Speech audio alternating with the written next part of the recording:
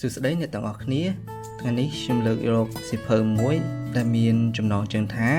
ស្វែងរកចំណុចខ្លាំងវិធីអភិវឌ្ឍទេពកោសល្យបុគ្គលិកនិងខ្លួនឯងដែលអ្នកនិពន្ធដោយ Donald O. Clinton ឥឡូវយើងមកចូលនៅក្នុងអត្ថន័យនៃសៀវភៅ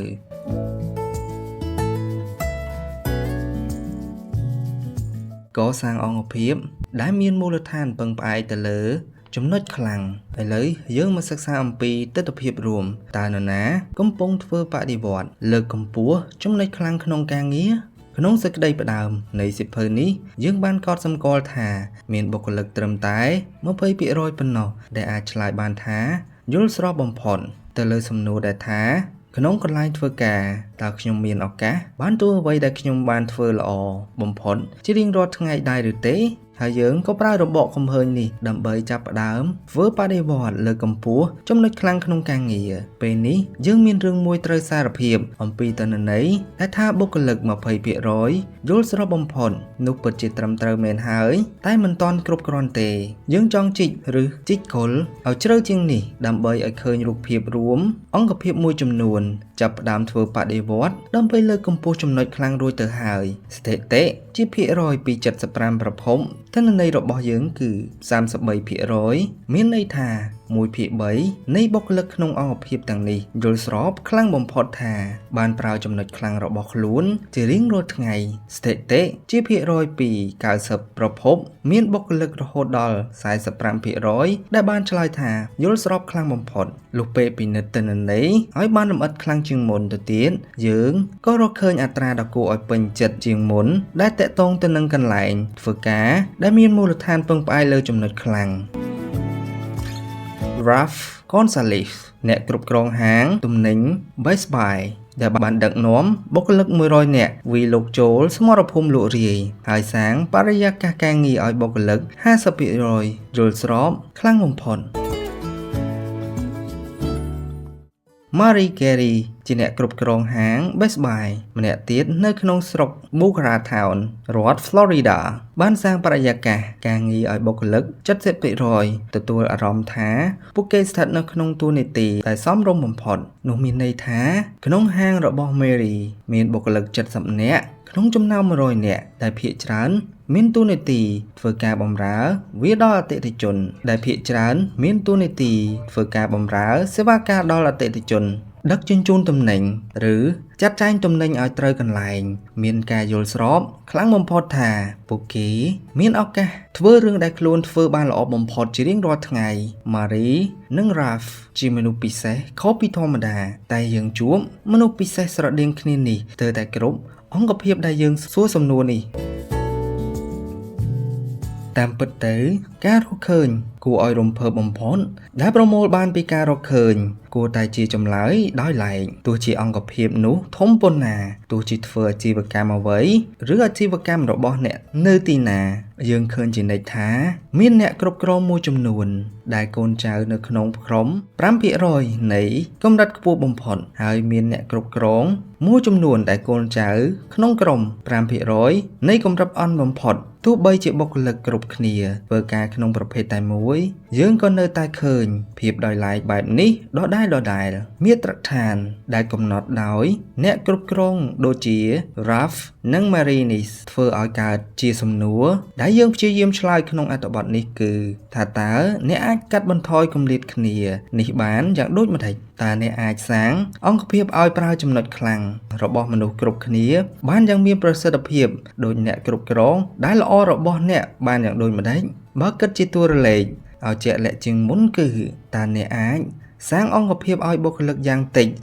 45% ស្ថិតិពី90ប្រភពយល់ស្របខ្លាំងបំផុតថាពួកគេកំពុងប្រើចំណុចខ្លាំងរបស់ខ្លួនជារៀងរាល់ថ្ងៃបានដូចម្តេចកាលបើអ្នកពិចារណា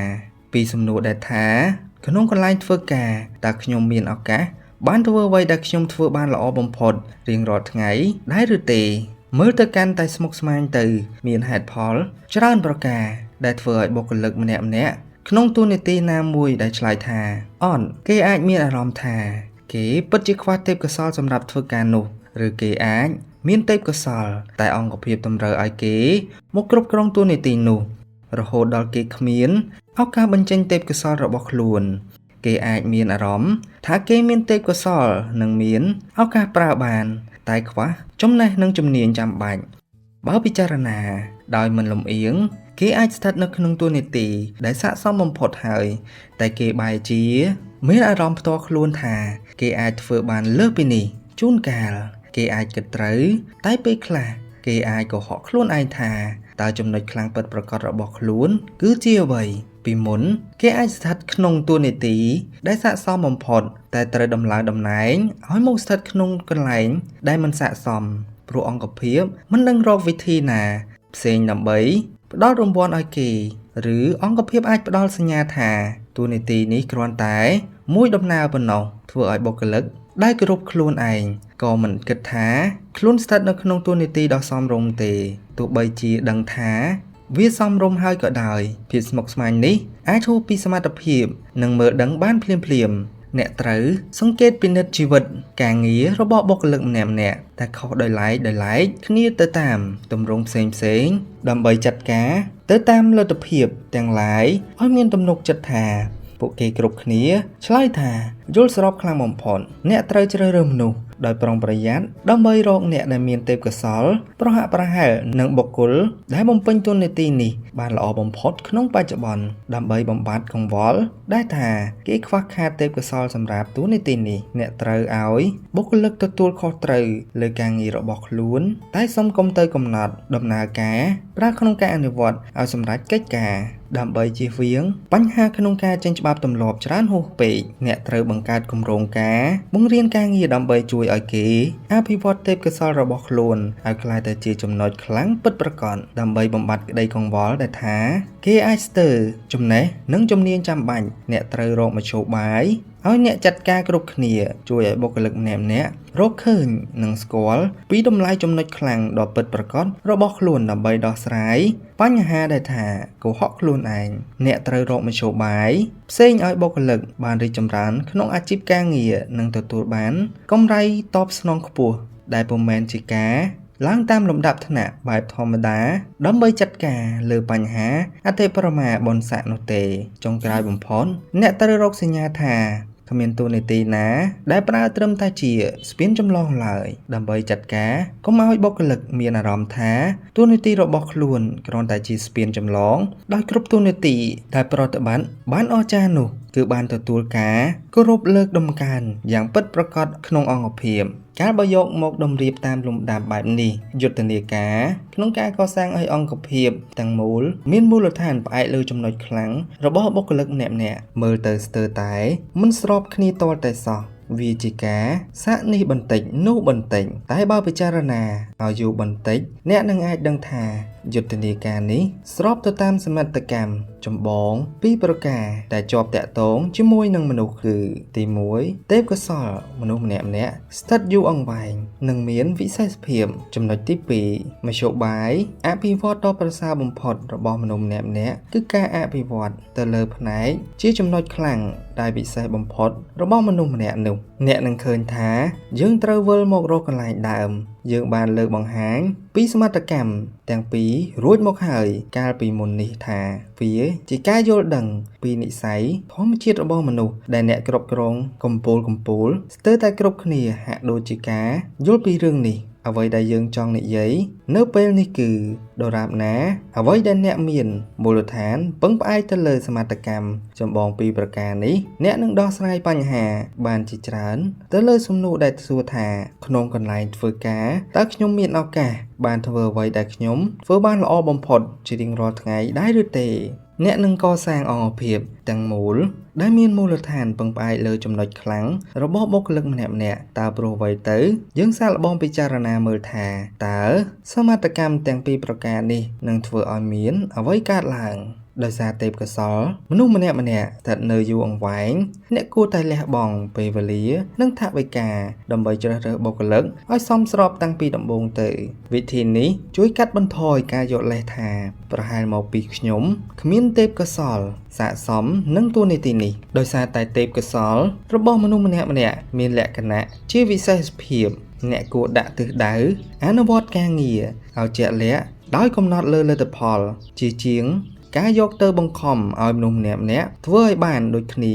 បែបចេញពីពុំតែមួយគឺសូមឲ្យយកចិត្តទុកដាក់ទៅលើការវាស់លទ្ធផលឲ្យជាក់លាក់និងប្រយ័ត្នប្រយែងហើយកាត់បន្ថយការកំណត់នយោបាយយន្តការនិងសមត្ថភាពចំណេះដឹងវិធីនេះជួយជំរះបញ្ហាដែលថាខ្ញុំគ្មានឱកាសបានបញ្ចេញទេពកោសល្យឲ្យពេញលេញក្នុងទូនីតិរបស់ខ្លួនបានដោយសារតែផ្លូវអភិវឌ្ឍដែលល្អបំផុតរបស់បុគ្គលិកម្នាក់ៗនោះគឺការអភិវឌ្ឍលើផ្នែកដែលជាចំណុចខ្លាំងវិសេសបំផុតរបស់គេអ្នកគួរតែផ្ដោតសំខាន់លើការចំណាយពេលវេលានិងថវិកាបង្ហាត់បង្រៀនលើចំណុចខ្លាំងរបស់គេនិងរកវិធីប្រើចំណុចខ្លាំងទាំងនោះឲ្យមានប្រយោជន៍ជាជាងការព្យាយាមកែប្រែដែលតម្រង់ទៅលើតែភាពខ្វះជំនាញអ្នកក៏នឹងរកឃើញថាការផ្លាស់ប្ដូរចំណុចយកចិត្តទុកដាក់តែប៉ុណ្ណោះវាក៏នឹងផ្លាស់ប្ដូរលទ្ធផលតបស្នងដ៏មហាសាលគ្រាន់តែធ្វើដូច្នេះអ្នកក៏នឹងជៀសវាងពីគ្រោះថ្នាក់3ប្រការដែលអាច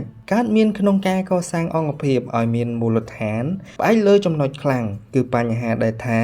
ខ្ញុំខ្វះចំណេះនិងជំនាញចាំបាច់ខ្ញុំមិនដឹងថារឿងអ្វីដែលខ្ញុំពូកែបំផុតនិងបញ្ហាប្រធានរបស់ខ្ញុំមិនដឹងថាខ្ញុំពូកែផ្នែកអ្វីប្រការចុងក្រោយដោយសារតែផ្លូវអភិវឌ្ឍដែលល្អបំផុតរបស់បុគ្គលម្នាក់ៗគឺការអភិវឌ្ឍផ្នែកដែលចាំបាច់ផ្នែកដែលជាចំណុចខ្លាំងវិសេសបំផុតរបស់គេអ្នកគួរតែគិតរកវិធីជួយឲ្យបុគ្គលិកម្នាក់ៗរីកចម្រើនទៅមុខដោយមិនចាំបាច់ដំឡើងតំណែងទៅតាមលំដាប់ឋានៈដែលធ្វើឲ្យគេរបូតចេញពីចំណុចខ្លាំងរបស់ខ្លួននោះទេអង្គភាពបែបនេះការរីកចម្រើនមានន័យថាជាការរកវិធីផ្ដល់កិត្តិយសការគោរពស្ញប់ស្ញែងនិងកម្រៃតបស្នងផ្នែកហិរញ្ញវត្ថុដល់អ្នកដែលបំពេញតួនាទីរបស់ខ្លួនបានដល់កម្រិតអន្តរជាតិទោះជាតួនាទីអ្វីក្នុងរចនាសម្ព័ន្ធអង្គភាពដែលបង្កើតឡើងដោយវិធីនេះអ្នកក៏នឹងយកឈ្នះឧបសគ្គពីរយ៉ាងដែលនៅសេសសល់ក្នុងដំណើរការកសាងអង្គភាពឲ្យមានមូលដ្ឋានផ្អែកលើចំណុចខ្លាំងនោះគឺជាបញ្ហាទោះជាពេលនេះខ្ញុំស្ថិតនៅក្នុងតួនាទីដែលមិនសមស្របតែគ្មានវិធីណាផ្សេងទៀតទេដើម្បីឲ្យរីកចម្រើននោះនឹងបញ្ហាខ្ញុំស្ថិតនៅក្នុងតួនាទីដែលត្រឹមតែជាស្ពានចម្លងប៉ុណ្ណោះទើបគ្មានអ្នកណាគេឲ្យតម្លៃ4ដំណាក់កាលនេះគឺជាយន្តការជាប្រព័ន្ធដែលអាចបង្កើតគុណតម្លៃបង្កប់នៅក្នុងធនធានមនុស្សរបស់អ្នកឲ្យបានច្រើនបំផុតយើងនឹងរៀបរាប់បន្ថែមសេចក្តីលម្អិតសម្រាប់យន្តការនេះក្នុងទំព័រដែលនៅសល់យើងនឹងបង្ហាញគោលប្រតិបត្តិដល់អ្នកថាតើត្រូវប្រើសមត្ថកម្មចម្បងទាំងពីរប្រការនេះដូចម្តេចដើម្បីផ្លាស់ប្ដូរវិធីដែលអ្នកត្រូវប្រើក្នុងការស្វែងរកវាស់លទ្ធផលអភិវឌ្ឍនិងដឹកនាំអាជីពការងាររបស់បុគ្គលិកមិនចាំបាច់និយាយទេថាក្នុងការផ្លាស់ប្ដូរទេពកោសល្យរបស់បុគ្គលិកឲ្យទៅជាចំណុចខ្លាំងពិតប្រាកដនោះអ្នកគ្រប់គ្រងម្នាក់ៗគឺជាអ្នកបំផុសនិងរុញច្រានដ៏សំខាន់ជានិច្ចការទទួលខុសត្រូវភាគច្រើនត្រូវធ្លាក់មកលើអ្នកគ្រប់គ្រងសំខាន់លើចំណុចខ្លាំងហើយអភិវឌ្ឍអាជីពការងាររបស់បុគ្គលិកម្នាក់ៗតែយើងចង់ពង្រឹងគំនិតដែលមាននៅក្នុងសៀវភៅ First Break All the Rule ឲ្យឆ្ងាយទៅមុខមួយកម្រិតទៀតដោយដាក់គោលដៅនៃគោលការណ៍ប្រតិបត្តិនេះទុកជាប្រាថ្នាឲ្យស្ថាប័នធំៗជាអ្នកស្វែងរកចម្លើយពេលព្យាយាមទាញយកប្រយោជន៍ពីចំណុចខ្លាំងរបស់បុគ្គលិកគ្រប់គ្នានេះ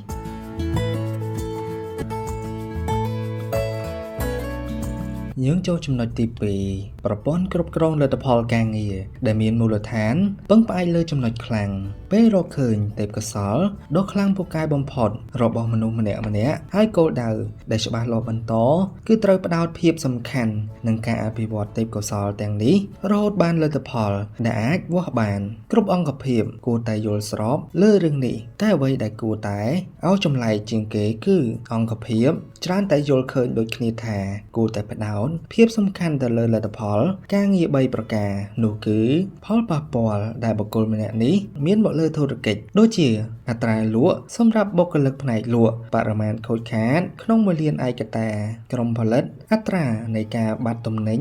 សម្រាប់អ្នកចាត់ការហាងទំនិញឬអត្រាបង្កើនកម្រៃសម្រាប់អ្នកចាត់ការអាហារដ្ឋាន ចំណុចទី2ផលប៉ះពាល់ដែលបុគ្គលម្នាក់នេះមានមកលើអតិថិជនមិនថាជាខាងក្នុងឬខាងក្រៅមានវិធីត្រួតពិនិត្យរឿងនេះច្រើនវិធីដូចជាការបន្លំខ្លួនធ្វើជាអតិថិជនការធ្វើតេស្តមតិយោបល់តាមទូរស័ព្ទការឲ្យអតិថិជនបំពេញសេចក្តីសម្ដែងមតិយោបល់លើក្រដាសដែលទុកនៅក្នុងបន្ទប់ការតាមដានអតិថិជនដែលទូរស័ព្ទមកលាក់នឹងលាក់តែអ្វីទាំងនេះមានគោលដៅដូចគ្នាគឺគុណភាពសេវាកម្មដែលអតិថិជនបានទទួលចំណុចទី3ចុងក្រោយបំផុតគឺផលប៉ះពាល់ដែលបុគ្គលម្នាក់នេះមានមកលើបុគ្គលិកដទៃមានវិធីជាច្រើនសម្រាប់ចាត់ការរឿងនេះដូចជារំវាយតម្លៃ360អង្សាដើម្បីវាស់បុគ្គលិកទៅលើប្រតិកម្មច្រើនយ៉ាងការស្ទង់មតិយោបល់របស់បុគ្គលិកការវិតម្លៃផ្នែកគុណភាពពីការចាត់ការតែទោះបីជាប្រព័ន្ធអ្វីចំណុចសំខាន់ស្ថិតនៅត្រង់ថាពួកគេម្នាក់ទទួលខុសត្រូវផលប៉ះពាល់របស់ខ្លួនមកលើវប្បធម៌នៃអង្គភាពប៉ុន្តែអង្គភាពផ្សេងៗយល់ឃើញមិនដូចគ្នាទេថាតើគួរធ្វើដូចម្តេចដើម្បីកែលម្អលទ្ធផលការងាររបស់បុគ្គលិកក្នុងរឿងទាំងនេះនោះទេបើនិយាយតាមទ្រឹស្ដីគោលគំនិតផ្នែកគ្រប់គ្រងលទ្ធផលការងារនេះបែងចែកជាពីរក្រុមហើយទាំងពីរក្រុមជឿជាក់លើភាពសំខាន់និងសក្តានុពលរបស់បុគ្គលិកតែមានតែក្រុមមួយប៉ុណ្ណោះដែលអាចសាងអង្គភាពដែលប្រើប្រាស់ប្រយោជន៍ពីចំណុចខ្លាំងរបស់បុគ្គលិកម្នាក់គួរឲ្យសោកស្ដាយដែលនៅបច្ចុប្បន្ននេះក្រុមដែលមានមូលដ្ឋានពឹងផ្អែកលើចំណុចខ្លាំងជាក្រុមតូចតាចប៉ុណ្ណោះក្រុមសំខាន់ដែលធំជាងនោះរួមផ្សំទៅដោយអង្គភាពដែលកំណត់បែបបទសម្រាប់ដំណើរការក្នុងការប្រតិបត្តិការងារបើប្រៀបធៀបការប្រតិបត្តិការងារថាជាការធ្វើដំណើរពីបុគ្គលទៅរកលទ្ធផលការងារអង្គភាពប្រភេទនេះនឹងជ្រើសរើសយកការផ្ដោតសំខាន់ទៅលើដំណាក់កាលក្នុងការធ្វើដំណើរចំណាយគំនិតច្នៃប្រឌិតទៅលើកិច្ចប្រឹងប្រែងកំណត់ផ្លូវដំណើរយ៉ាងលម្អិតលុះពេលកំណត់រួចហើយគេខំប្រឹងបង្រៀនបុគ្គលិកម្នាក់ៗឲ្យដើរទៅតាមផ្លូវតែមួយនោះអង្គភាពដែលដាក់កំណត់គ្រប់ជំហានដូច្នេះមានទម្រង់ដូចគ្នាជាច្រើនប្រការដូចជានិយាយ5បុគ្គលិកច្រើនហួសពេកនិងពឹងផ្អែកលើកំណែទម្រង់ដំណើរការការងារញឹកញាប់ពេកជាដើមតែសញ្ញាដែលបង្ហាញឲ្យឃើញច្បាស់បំផុតគឺការងប់ងល់ទៅលើសមត្ថភាព management role competence នេះឯងអង្គភាពប្រភេទនេះបានបញ្ជាក់ពីរបាយការណ៍សកម្មភាពឬសមត្ថភាពចំណេះដឹងដែលប្រាថ្នាចង់បានដូចជាចេះប្រើអារម្មណ៍រីករាយបានសមរម្យទទួលស្គាល់ការផ្លាស់ប្ដូរឬពូកែគិតយុទ្ធសាស្ត្រជាដើមដើម្បីកែតម្រូវផលប៉ះពាល់របស់អ្នកចាត់ការម្នាក់ៗឲ្យស្របទៅនឹងវប្បធម៌អង្គភាពរួចត្រូវចំណាយថវិកានិងពេលវេលាជាច្រើនដើម្បីបង្រៀនអ្នកចាត់ការម្នាក់ៗឲ្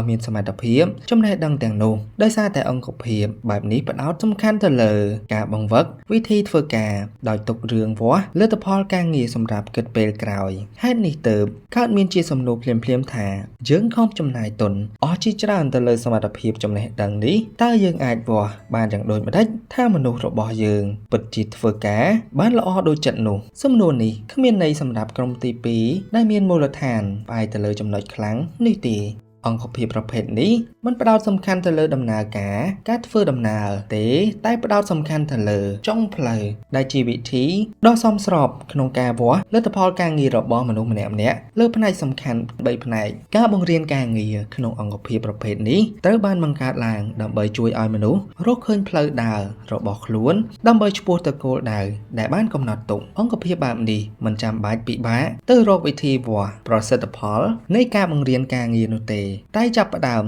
ដោយកំណត់វិធីវាស់លទ្ធផលការងារឲ្យបានត្រឹមត្រូវបន្ទាប់មកបង្រៀនការងារដើម្បីជំរុញឲ្យមានការវាស់បែបនេះបើតួលេខដែលវាស់បានមានការកើនឡើងការអប់រំបណ្ដុះបណ្ដាលនឹងមានប្រសិទ្ធផលបើពុំនោះទេវាក៏គ្មានប្រសិទ្ធផលដែរ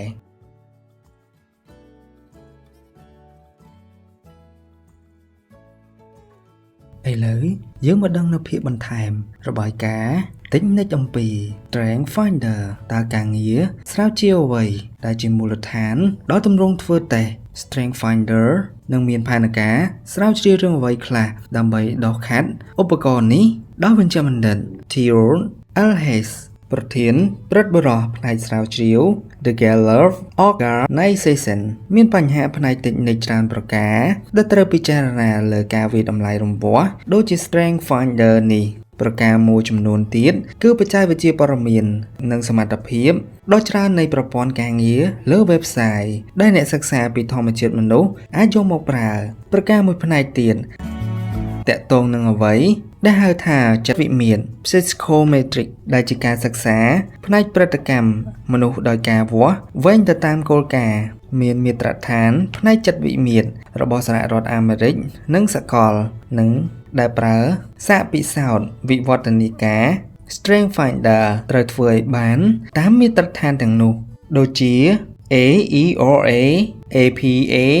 NCME 1999 របាយការណ៍មួយច្បាប់នេះអាចឆ្លើយតបនឹងសំណួរតាមមាត្រដ្ឋានទាំងនោះនិងសំណួរផ្នែកតិចនិចដែលអ្នកគ្រប់គ្រងអាចសួរតាក់ទងនឹងការប្រើ Strength Finder ក្នុងអង្គភាពរបស់ខ្លួនយើងពឹងផ្អែកលើឯកសារតិចនិចមួយចំនួនសម្រាប់អ្នកអានដែលប្រាថ្នាចង់ត្រួតពិនិត្យទិន្នន័យបឋមភូមិឯកសារតិចនិចទាំងនោះអាចរកបាននៅបណ្ណាល័យមហាវិទ្យាល័យជិតផ្ទះឬពីអ៊ីនធឺណិតយើងណែនាំឲ្យអ្នកអានតាក់ទង Galber ដើម្បីប្រឹក្សាបន្ថែមឬក៏ទៅរកមើលតាមឯកសារយោងដែលនៅខាងក្រោយនោះឥឡូវក្នុងចំណុចនេះយើងមកស្គាល់អំពីដែលហៅថា Strength Finder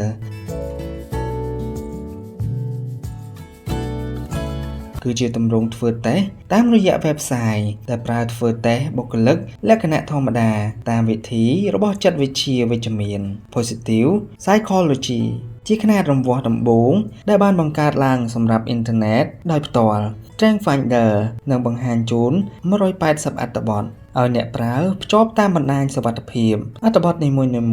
មានពាក្យអត្ថាធិប្បាយសម្រាប់អ្នកត្រូវធ្វើតេស្តពីប្រយោគដូចជាខ្ញុំអានឯកសារណែនាំយ៉ាងប្រុងប្រយ័ត្នហើយខ្ញុំចូលចិត្តអនុវត្តភ្លាមៗពីអត្ថបាយទាំងនេះត្រូវបានដាក់មកប្រៀបធៀបដូចជាដំដែកគោលភ្ជាប់ទាំងសងខាងអ្នកដែលទទួលការធ្វើតេស្តត្រូវជ្រើសរើសដាច់ណាត់ថាប្រយោគណាមួយក្នុងបណ្ដាប្រយោគទាំងពីរដែលបញ្ជាក់ពីខ្លួនឯងបានត្រឹមត្រូវជាងនិងបញ្ជាក់ថា